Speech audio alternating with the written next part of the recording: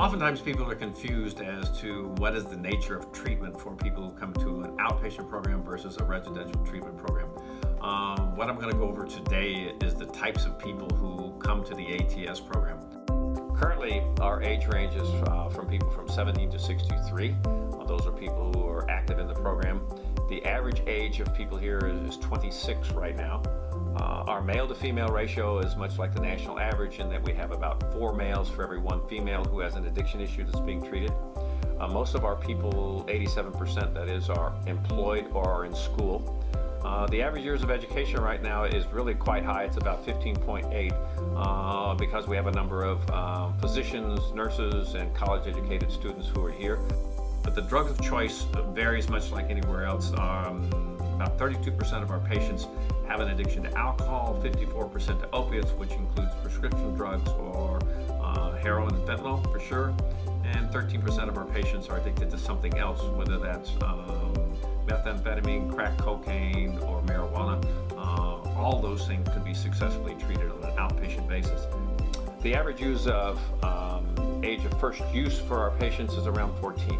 I think that's extremely significant to look at in that if our average age is 14, that means for every person who started using at 15, we have a person who started using at 13 or someone who started using at 12. That's very significant because at that point the brain is growing very, very rapidly, and when you start sticking medications in your brain, it causes the brain to grow in different areas other than the typical growth and developmental stages.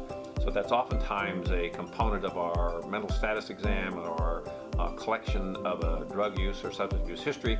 What was the age of onset and what were the drugs that were used at a very early age? That's significant in developing a treatment plan. Most of our patients here are using more than one drug. 73% are using multiple drugs at the same time. And about half of our people are what we call medical risk right now. That means if patients keep using the volume and the drug they're using, within the next 6 months, they're going to be hospitalized as a result of their drug use. Most of the people who have been here have already been to more than 4 rehab facilities. That's 76% of our people have been to more than 4 rehab facilities. We have one current patient who's been to more than 17 rehab facilities prior to coming to an intensive outpatient program here.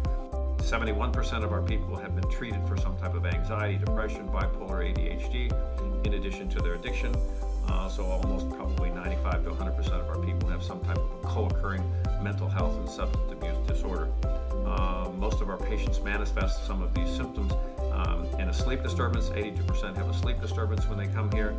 About half of our people have some type of legal trouble, even though that's not why they were referred. They may be guilty of possession, DUI, paraphernalia, something like that. So there's some legal or the background history that has to be addressed during treatment, as well as 57% of our people have some type of employment problem.